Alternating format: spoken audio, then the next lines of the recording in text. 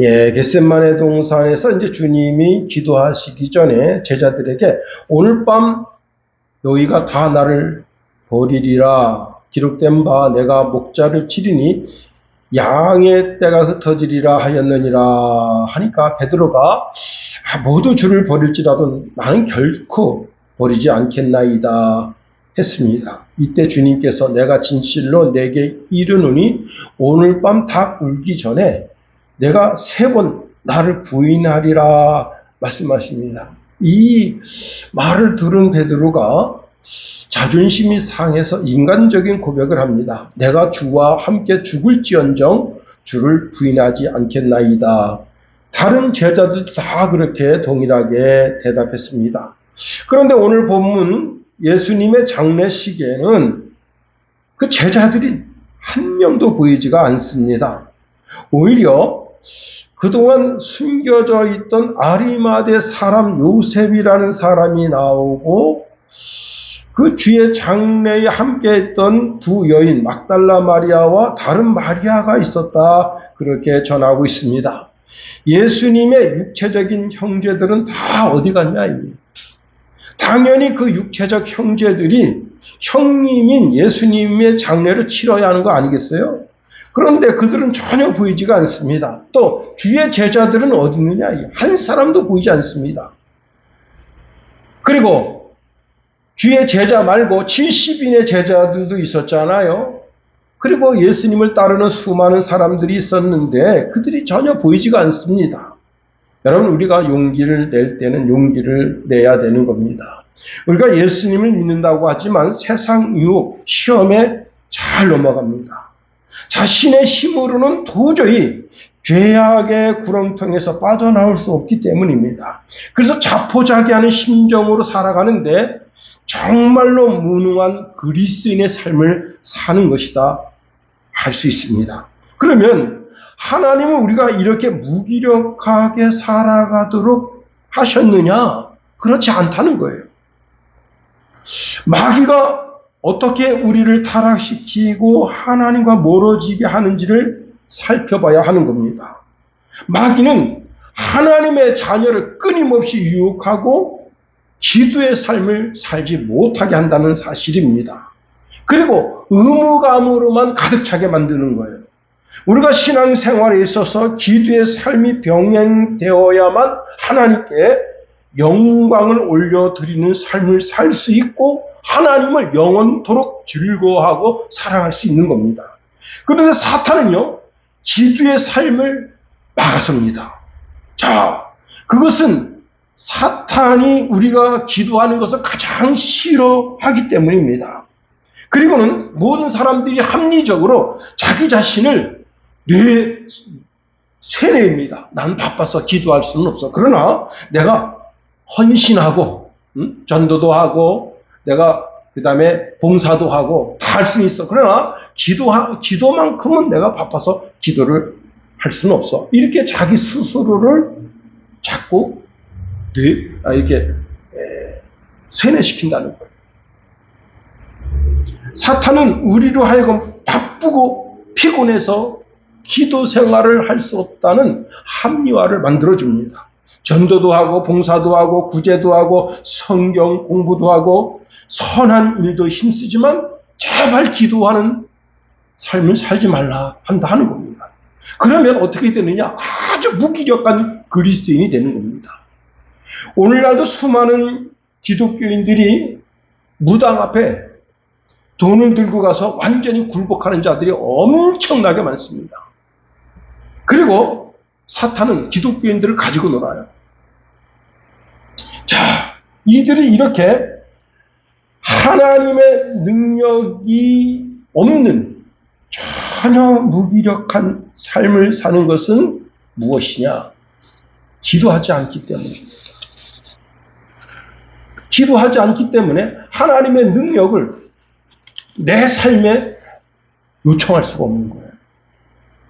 여러분, 예수님이 변화산에서 이제 세 제자와 놀라운 역사를 보여주시고 내려왔을 때, 그때 오전 시간에도 말씀이 나갔습니다마는 간질하면서 물에도 들어가고 불에도 들어가는 아이의 아버지가 자기 아이 질병 때문에 예수님께 왔습니다. 그런데 9명의 제자가 그들이 이제 둘씩 짝지어서 전도여행 나갔을 때는 귀신이 문제가 아닙니다. 귀신 떠나가는 것이 문제가 아니고 질병도 고치고 놀라운 기적과 이적을 베풀었는데 그날 아무것도 못했어요. 왜냐? 기도로 준비가 돼 있지 않았던 겁니다. 그래서 못 고쳤어요. 예수님이 오셔서 너에게 무슨 일이 있느냐 하고 이제 자초지종을 알고 난 뒤에 그 아이의 귀신을 내쫓고 그를 온전케 해주셨습니다. 자, 이제 예수님의 12제자가 한 방에 들어갔을 때 한 제자가 종용이 물었습니다. 예수님, 우리가 왜 이 귀신을 능히 내쫓지 못했을까요? 하고 물으니까 예수님께서 이런 답을 주셨습니다. 기도 외에 다른 것으로는 이런 종류가 나갈 수 없느니라 그랬는데 마태복음 17장 21절에 이런 말씀이 있습니다. 이런 유는 귀신이 내쫓기는 거죠. 오직 기도와 금식을 통해서만 나갔느니라 말씀하십니다. 예. 자, 왜 주님의 제자들은 예수님의 장례식장이 없었습니까? 그의 육적인 형제들은 없었습니까? 이들이 기도의 삶에 실패했기 때문에 그런 거예요. 겟세마네 동산에서 주님은 정말 그 눈에 못에 혈관이 터져서 그 눈물이 핏물이 되어 떨어지며 간절히 정말 애절하게 기도할 때 다 졸며 잤다. 기도에 실패하니까 그들을 누가 가지고 장난칩니까? 마귀가 가지고 장난치는 거예요. 요나가 하나님의 말씀을 거부하고 다시스로 가는 배를 타고 갑니다. 다시스는 기가 막히죠. 얼마 정도 되느냐?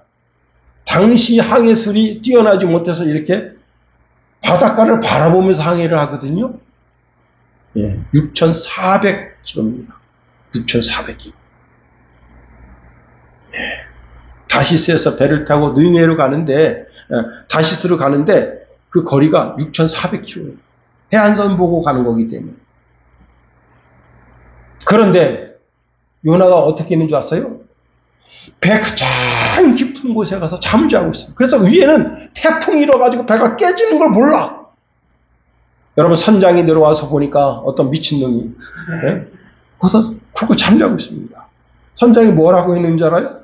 자는 자요 어찌함이냐. 일어나서 내 하나님께 구하라. 혹시 하나님이 우리를 생각하사 망하지 아니하게 하시리라. 제발 좀 기도 좀 하라는 거예요. 누가? 이 선장은 예수 안 믿는 사람이에요. 선장은 철저하게 뭘 믿는 줄 알아요? 미신 믿어요. 미신. 미신 믿는 사람인데 믿는 사람이 선지자인 요나에게 와서 제발 좀 기도 좀 하라고. 깨워서 좀 기도 좀 하라고. 이러면 되겠어요? 여러분 우리를 기독교로 한다. 60년대 한 분이 기독교를 기도교로 했다. 기도하는 종교라는 거예요. 하도 기도를 많이 하니까 기도하는 종교라 했대. 근데 여러분 현대 그리스도인들은 기도하는 삶을 포기했습니다. 기도하는 삶을 포기하니까 하나님의 능력이 더 이상 내게 머물지 못하는 거예요. 오직 하나님의 능력을 내게 머물게 하는 삶은 기도의 삶뿐이라는 거예요. 사탄의 능력을 꺾는 삶은 기도의 삶뿐이라는 거예요.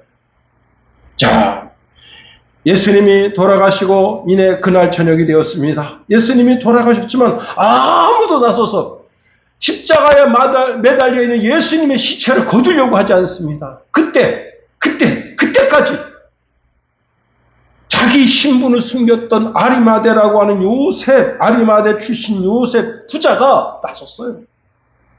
그도 역시 예수님의 제자였습니다. 요셉은 빌라도에게 가서 예수님의 시체를 내어달라고 요청합니다. 그러자 빌라도는 요셉에게 시체를 넘겨줍니다. 군인들이 이제 겟세마네 골고다 언덕에 있던 그 십자가를 이렇게 누워주니까 요셉이 깨끗한 옷, 한 번도 입지 않았던 깨끗한 옷, 자기가 입으려고 했던 옷이죠. 거룩한 옷을 가지고 와서 예수님의 몸을 감쌌습니다. 그리고는 이제 자기 밑에 시종 드는 사람들에게 시내로 가서 빨리 세마포를 사오라 하고 그 시체를 이제 염을 합니다. 그때 염을 도왔던 사람이 누구냐면 요한복음 3장에 나오는 니고데모라는 사람입니다. 니고데모의 도움을 받아서 자기가 죽으면 늘 그 묘실에 예수님의 시신을 갖다 장례하고 큰 돌을 굴려서 그 돌 입구를 막았습니다. 그런데 거기서 끝난 것이 아니에요.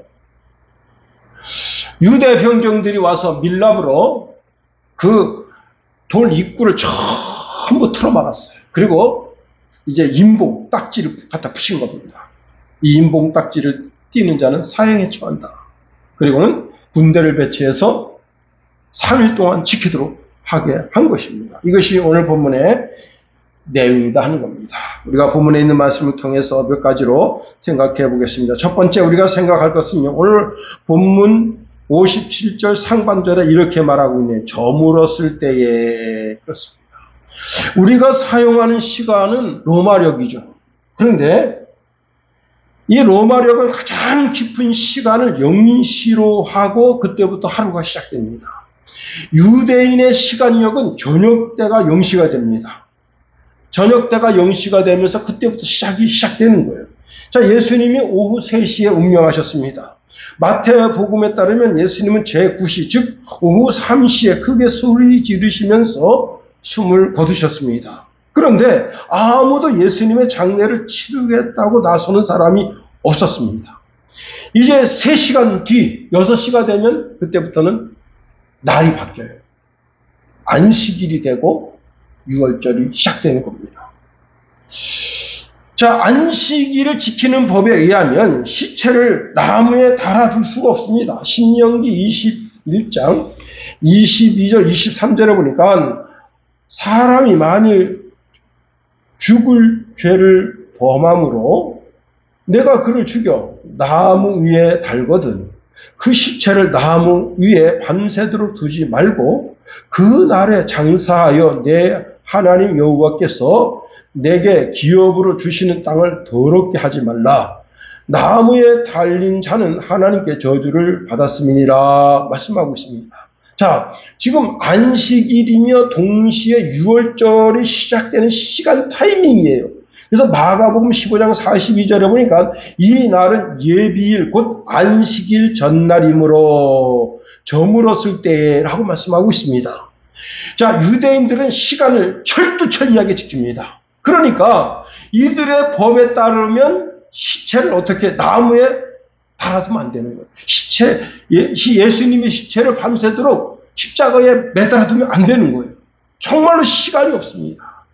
이제 안식일이 되면 유대인들의 가장 큰 명절인 6월절이 시작되고 6월절 가장 큰 명절 6월절이 시작되는 마당에 시체를 매달아둔다는 것은 더더욱 있을 수가 없는 겁니다. 그런데 로마의 법은 틀려요. 자, 로마인들은 그들의 관습에 의하면 십자가에 달린 죄수를 누구나 볼 수 있게 아주 여러 날 동안 거기에 매달아둡니다. 자, 로마 정부에 대항하는 자는 이와 같이 된다는 것을 본보기로 보여주기 위함입니다. 이렇게 시체를 오랫동안 매달아서 이제 날짐승들이 와서 그 시체를 뜯어먹게 하는 거예요. 그리고 파리가 거기에 이제 쉬를 쏘게 되면서 그 구더기가 생겨서 그 살점이 떨어져 내려가는 것을 사람들로 하여금 보게 하고 나중에 최종적으로 해골만 남게 해서 로마 정부를 향하여 반대하는 자는 이와 같이 된다라고 하는 사실을 보여주게 하는 겁니다. 그러니까 지금 예수님이 골고다 언덕에 십자가에 매달려 있는데 두 가지 법이 지금 서로 대립하는 상태에 있다는 겁니다. 그리고 여러분 그 시체를 내어달라 할 수 있는 사람은 아무나 그 시체를 내어달라 할 수가 없습니다.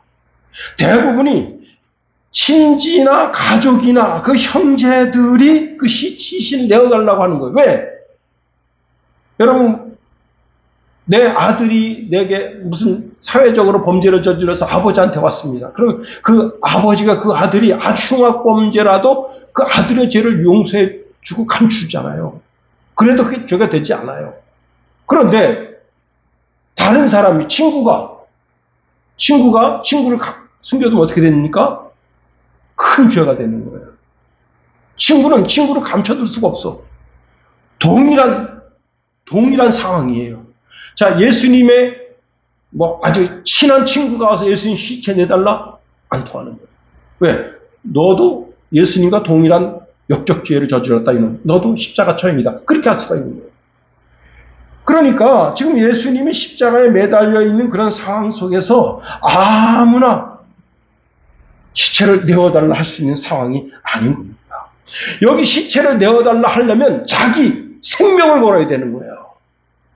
자기 모든 예산이 몰수가 될 수 있는 일입니다. 뿐만 아닙니다. 여러분,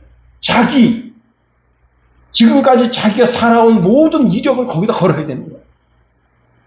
정치적인 생명, 자기 재산, 그 다음에 자기 목숨까지도 걸어야 되는 그런 상황이 올 수가 있는 거예요.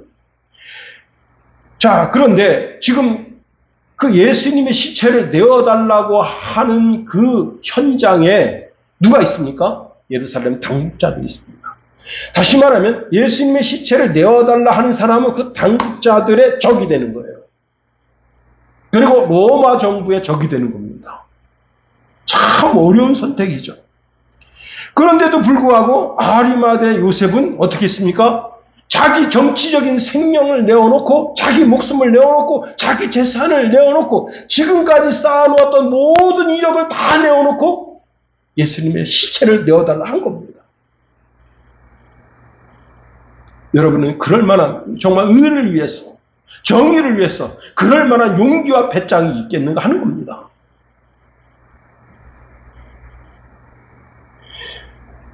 히브리서에 보면 위대한 신앙인들의 삶에 대하여 이렇게 말씀하고 있습니다. 히브리서 11장 34절 38절에 보니까 불의 세력을 멸하기도 하며 칼날을 피하기도 하며 연약한 가운데 강하게 되기도 하며 전쟁에 용감하게 되어 이방 사람의 진을 물리치기도 하며 여자들은 자기의 죽은 자들을 부활로 받아들이기도 하며 또 어떤 이들은 더 좋은 부활을 얻고자 하여 심한 고문을 받다가 구차히 풀려나기를 원하지 아니하였으며 또 어떤 이들은 조롱과 채찍질뿐 아니라 결박과 옥에 갇히는 시련도 받았으며 돌로 치는 것과 톱으로 켜는 것과 시험과 칼로 죽임을 당하고 양과 염소의 가죽을 입고 유리하며 궁핍과 환난과 학대를 받았으니 이런 사람은 세상이 감당하지 못하느니라. 그들이 광야와 산과 동굴과 토굴에 유리하였느니라. 여러분, 믿음의 사람은 신앙의 결기를 드러내야 할 때가 있다는 거예요. 제주도의 한 관청 앞에 어떤 사람이 돌에다가 이 붓으로다가 뭐라고 썼냐면 일본은 곧 망한다 이렇게 썼습니다. 그러니 일본 순사가 전부 동원된 거예요. 그리고 그 동네 사람 전체를 불러냈습니다. 이제 그 어부들은 이제 이제 물고기 잡으러 밖에 나갔으니까 그 자리에 없었잖아요. 그러니까 그 자리에 없었던 사람들 말고 그 동네에 그 하룻밤 묵고 있었던 모든 아녀자들, 그 다음에 이제 어린애들 할 거 다 불러들였어요. 그리고 이제 그 순사 한 명이 그 중에 이제 이 글 쓴 놈 누구냐? 일본은 곧 망한다. 이 글 쓴 놈 누구냐?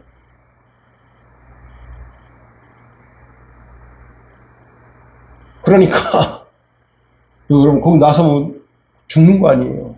매맞아 죽든지, 칼에 찢어 죽든지 죽게 되는 거 아니에요. 아무도 나서지 않습니다. 초등학교 한 아이가 나섰습니다. 내가 썼소이다. 근데 문제는 뭐냐면 얘는 글을 몰라. 그런데 일본 순사가 이 아이를 갖다가 4일 동안 두들겨 팼습니다. 그런데 그 중에 168명이 모였는데 그 168명 가운데 어떤 놈 한 놈은 글 쓴 놈이 있을 거 아니에요. 왜? 왜 그 관청 앞에다 글을 써가지고 일본은 곧 망한다 그렇게 말을 그 글을 써놓고 그 나서지 못하는 용기를 가진 어리석은 자가 됐냐 말이야. 그래 결국 이 애가 맞아 죽은 거예요. 그 애가 그 놈 대신 죽은 거예요. 글 쓴 놈 대신. 참 기가 막히죠. 그런데 이 애가 이제 거반 죽게 되니까 그 일본 술사들이 이 애를 갖다 어머니한테 넘겼습니다. 걔가 어머니 품에서 이렇게 말하고 죽었다는 거예요. 그 말 그대로 어머니 일본은 곧 망할 겁니다.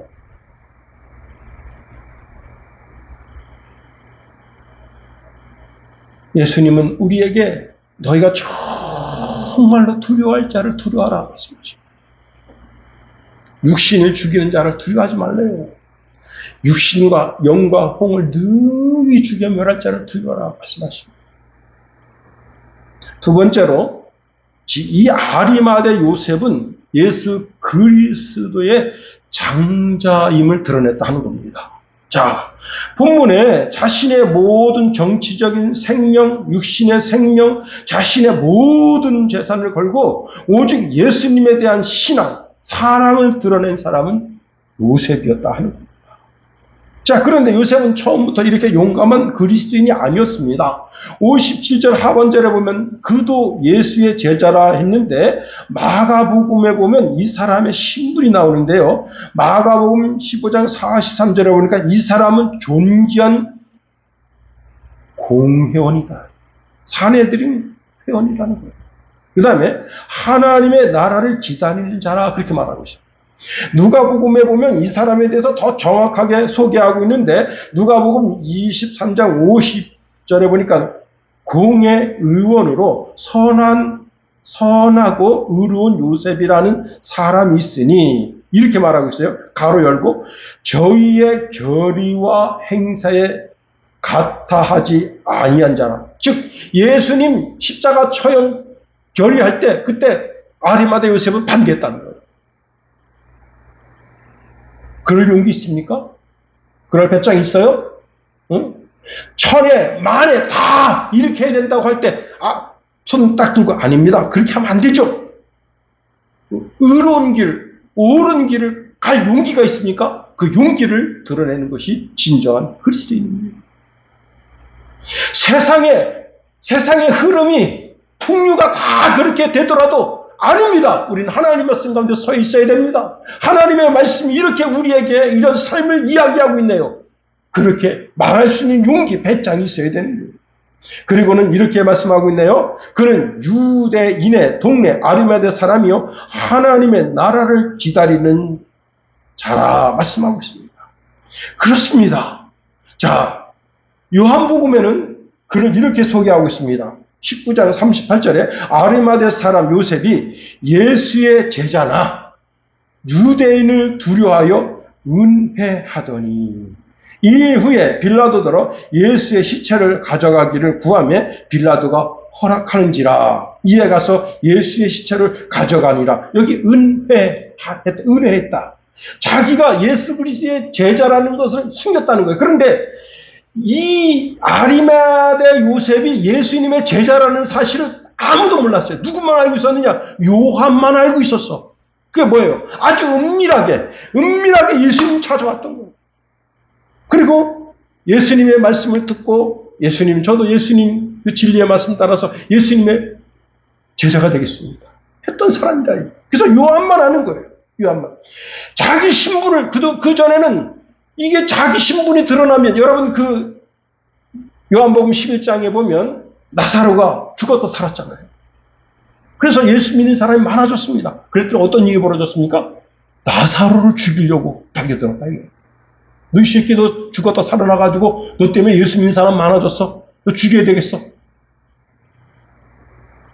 그러니까 지금 아리마대 요셉이 자기가 예수의 제자인 것이 드러나면 어떻게 해요? 공의의 회원에서 잘려. 재산 몰수돼. 그리고 정치적인 생명, 자기 육신적인 생명, 자기 모든 재산 다 몰수돼. 그렇게 될 가능성이 높습니다. 그래서 자기가 예수님의 제자인 것을 숨긴 거예요. 그러면 자 지금 예수님 십자가 달려 돌아가셨어요. 그럼 이 상황은 어떤 상황이에요? 더 절박한 상황이지.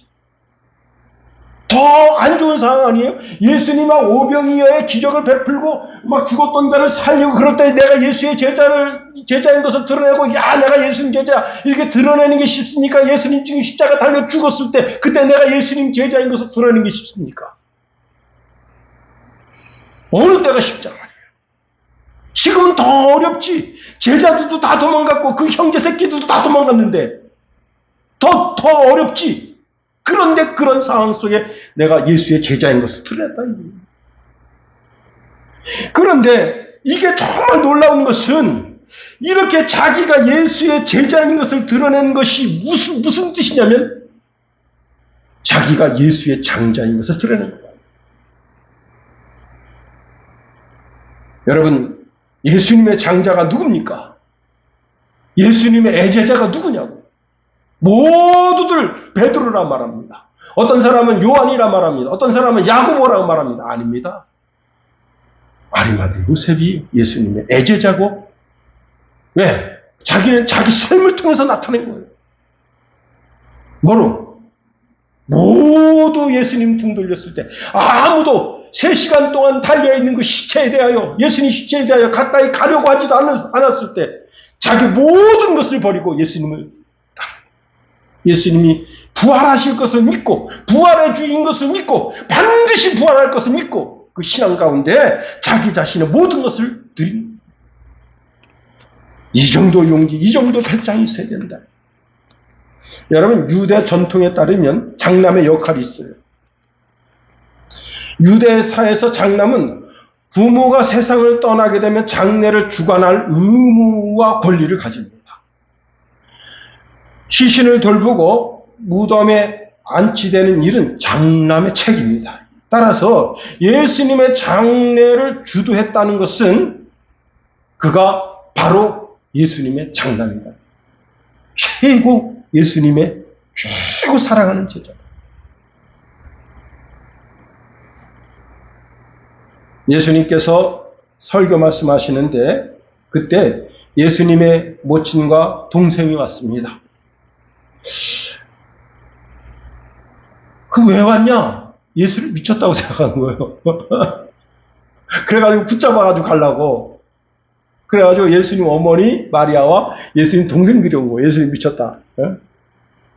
그래서 붙잡아가지고 나사렛으로 끌고 가려고 온 거예요. 그때 어떤 사람이 예수님 설교 한 말씀 막 전하고 계신데 거기 와서 이야기합니다. 예수님의 어머니와 그리고 형제들이 왔습니다. 그랬더니 예수님 정색하시면서 이렇게 말씀하셨습니다. 누가 내 어머니고 내 동생들이냐? 내 어머니와 내 동생들을 보라. 누구든지 하나님의 뜻대로 행하는 자가 내 형제요, 자매요, 어머니라 말씀하십니다. 여러분, 다시 말하면 예수님의 진짜 가족, 예수님의 진짜 가문, 예수님의 진짜 가정은 누구냐? 예수님이 그리스도이심을 믿고 예수님 앞에 모여 그 말씀을 듣고 그 말씀대로 준행하는 자가 예수님의 가문이고 예수님의 가족이고 예수님의 가정이라는 거예요. 여러분, 이 세상 속에는 새로운 가정, 새로운 가문, 새로운 족속이 생겨난 거예요. 그게 예수 그리스도를 구주로 믿고 그분 앞에 나서는 자들, 그 자들이 바로 새로운 족속이고 가문이고 가족이고 가족입니다. 우리는 하나님의 가족입니다. 하나님의 족속들이에요. 그래서 지금 주여전에 나온 거예요. 요셉은 그것을 드러낸 겁니다. 나는 하나님 가족이다. 예수 그리스도의 가족이다. 예수 그리스도의 가문이고 예수 그리스도의 가족이고 예수 그리스도의 가정으로서 장남이다 내가. 그래서 내가 예수님의 모든 장례 절차를 주도한다. 그러니까 그 장례 절차를 주도하는데 그 니고데모도 도왔고 그 다음에 마리아와 다른 마리아도 돕고 수산나도 도운 거예요. 그렇습니다. 요셉은 성경의 말씀을 이루려고 하는 위대한 사역자였다. 그래서 여러분, 자기가 원래 자기 아리마대라고 하는 지역에서 원래 자기가 거기 사니까 아리마대 지역에다가 묘실을 해야 되는데 예루살렘 근동에다가 묘실을 한 거예요. 이 아리마대하고 예루살렘 거리는 얼마 정도 되는 32km입니다. 여러분, 웃기잖아.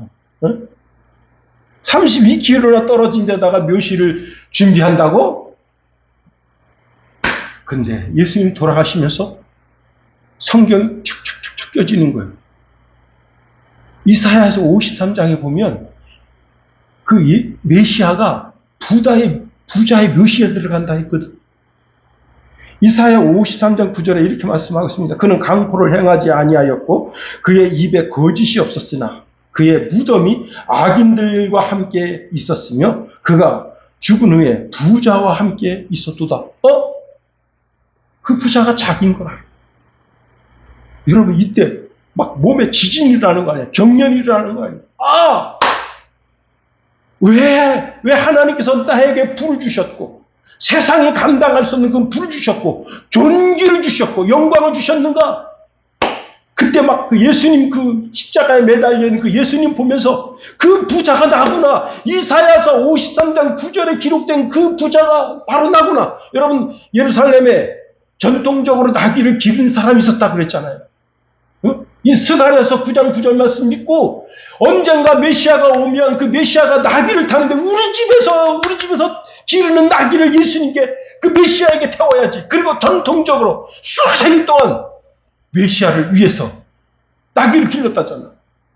이 아리마대 요셉도 그 말씀이 자기 10년 가운데 딱 응하게 될 때 막 여기서 지진이 일어나는 거예요.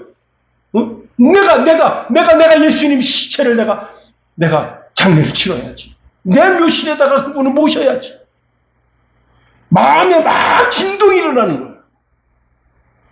여러분, 이런 역사, 이런 믿음의 역사, 여러분, 그러니, 그의 하나님께서 그동안 그를 부유하게 하고 존귀하게 하고 영광스럽게 했던 그 모든 것이 하나님의 영광을 위해서 쓰임받게 된 겁니다. 세 번째로, 여러분, 우리 자신의 신앙을 드러낼 때는 확실하게 드러내라 하는 겁니다. 자, 요셉은 부자였고 예루살렘 사의 유력 인사였습니다. 사내들은 공의의 회원이었다. 그리고 예수님의 제자였고 하나님의 나라를 기다리는 사람이었습니다. 그는 예루살렘의 유력한 자였고 그런데 갈릴리 예수의 제자가 됩니다. 자, 그러면 갈릴리 예수의 제자가 됐다는 게 뭐예요? 자기 모든 것을 다 내려놨다. 즉 예수님의 제자로서 장자임을 드러낼 때 주저하지 않고 자기 신앙을 드러냈다. 여러분 에스더서 보세요. 에스더가 유다인들이 하만의 간교에 의해서 하루 한 날 다 죽게 생겼어. 그러니까 어떡합니까? 결단을 하죠. 하만이 모든 유다인들을 죽이도록 그렇게 왕에게로부터 조서를 꾸며서 128도, 7도인가? 이 128도에 전부 공문이 다 들어가서 모든 유다인들 다 죽게 했고, 그때부터 유다인들을 전부 삭출해내는 거예요. 응? 사돈의 8촌까지, 그 혈족까지 전부. 기가 막힌 거예요. 그때 그가 삼촌을 불러서 신앙의 결기를 세웁니다. 당신은 가서 수산에 있는 유다인들을 다 모으고 나를 위하여 금식하되 밤낮 3일을 먹지 말고 마시지도 마소서. 나도 나의 시녀와 더불어 이렇게 금식한 후에 규례를 어기고 왕에게 나아가리다. 죽으면 죽으리다. 목숨 거는 거예요. 여러분, 에스더가 목숨 건 거예요. 3일 동안 아무것도 안 먹는다. 그게 벌써 이미 목숨을 거는 거예요. 내 목숨 내놨다. 누구한테? 하나님 옆에 내놓은 거예요. 살든지 죽든지 주 뜻대로 하소서. 그리고 3일 동안 금식하고 그리고 왕에게 나아가니까 여러분, 왕이 그 에스더를 보면 한순간에 마음이 동하는 거예요. 그래서 에스더를 들어오게 해서 결국은 하만을 잡게 하고 유다인을 살게 한 겁니다. 여기 보니까 예수님을 끝까지 추적한 두 여인이 나오는데 막달라 마리아와 다른 마리아가 나옵니다. 이 다른 마리아는 누군가 하면 야고보와 요셉의 어머니 마리아입니다. 56절에 이렇게 말씀하고 있어요. 그 중에 막달라 마리아와 또 야고보와 요셉의 어머니 마리아와 또 세베대의 아들들의 어머니도 있더라 했습니다. 자, 요셉이 장례를 주도하는 그 가운데 두 여인이 함께 있었다는 거예요. 두 여인. 여러분, 요셉이 혼자서 이 장례를 주도하는데 니고데모가 조금 도와줬고 그 모든 과정을 누군가 지켜보고 있었는가 하면 두 여인이 지켜보고 있었다. 두 여인. 자, 여기서 아주 중요한 것은 모든 장례 절차를 요셉이 주도했다는 거예요. 요셉이. 자, 요셉은 십자가에 가서 예수님의 시신을 수습하기 전에 먼저 자기가 입으려고 준비했던 거룩한 옷이 있어요. 그 옷을 갖다가 이제 로마 군병이 예수님의 이 십자가를 이제 가로로 눕히니까 양쪽에서 못을 뺍니다. 그리고는 그 예수님이 지금 옷이 하나도 없는 상태 아니에요. 입지 않은 상태에 자기 거룩한 옷으로 그 예수님 몸을 감싸요. 그리고 자기 집으로 이제 데리고 와서 예수님 시신을 수습합니다. 세마포를 급하게 사오라고 하고 그 세마포를 이제 예수님 시신을 감쌉니다. 자, 이 모든 장례 절차를 진행하는 가운데 니고데모가 이제 합류해서 몰약과 침량 약 100리트라, 약 30kg에서 34kg 정도 된다네요. 이제 이것을 가지고 와서 이제 감싸고 그 다음에 이제 유대 장례 관습에 따라서 시신을 씻기고 향품과 기름을 바르고 유대인의 장례법에 따라서 1차 엄습을 하고 그리고 시신 세마포에 싸고 향품과 함께 합니다. 해가 지기 직전이었기 때문에 시간이 촉박한 거예요. 그래서 빨리 모든 장례 절차가 있지만 약하고 예수님을 아리마대 요셉의 무덤에 안치했다 하는 겁니다. 이 과정을 누가 지켜봤다고요? 두 여인 막달라 마리아와 다른 마리아가 지켜봤다. 이 두 여인은 예수님의 시신을 보면서 가슴이 찢어집니다. 그런 애곡하는 것이 금지되어 있어요. 울지 못하는 거예요. 단지 이 두 여인이 찢어지는 가슴 속에 슬픔과 절망을 억제하면서 예수님의 장례를 조용히 지켜보는 겁니다. 이 여인들은 갈릴리 사역, 사마리아 사역, 유대 사역, 예루살렘 사역, 이 모든 사역, 그리고 예수님의 고난과 처형과 매장과 부활의 증인 역할을 한 여인들이다 하는 겁니다. 유대 사회에 있어서 여자들의 증언은 법적으로 인정되지 못한다고 합니다. 그러나 하나님께서는 이 두 여인이 그 현장에 있으면서 이 예수님의 모든 겟세마네 동산서부터 빌라도 그 다음에 이 처형의 현장 그리고 아리마대 요셉의 무덤 그리고 예수님의 부활의 현장 이 모든 것을 다 이 두 여인으로 하여금 목격하게 함으로 역사적인 시대적인 증인이 되게 하셨다. 그리고 이 두 여인이 제자들에게 예수님 부활 소식을 알려줌으로 무너졌던 신앙을 다잡게 됩니다. 잠언서 8장 17절에 이렇게 말씀하고 있습니다. 나를 사랑하는 자들이 나의 사랑을 입으며 나를 간절히 찾는 자가 나를 만날 것이다. 말씀하십니다. 여러분 베드로가 얼마나 진짜 멍청한 놈인가 하면 예수님 빈 무덤을 보고 막달라 마리아가 내가 예수님 만났다 했지만 안 믿었어요. 그 무덤에 가서 어떻게 했냐면 기여겼어. 이게 뭐냐? 기여겼다고 하면서 아리송해.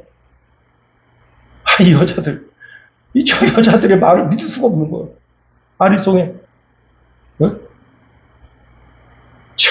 그러니 예수님도 좀 답답하지. 저런 놈을 데리고 하나님의 나라를 확장하겠다고 하니 얼마나 답답하냐고. 여러분, 이제 말씀을 마칩니다. 아리마대 요셉, 그의 신앙, 그의 멋진 신앙, 두 여인의 이 간증을 통해서 고백되어지고 성경에 기록되어 우리가 그 신앙을 본받게 됩니다. 우리도 한 시대에 예수님의 고난의 증인이고 죽음의 증인이고 부활의 증인으로서 멋지게 쓰임받는 저와 여러분이 다 될 수 있기를 예수님의 이름으로 축원해 드립니다.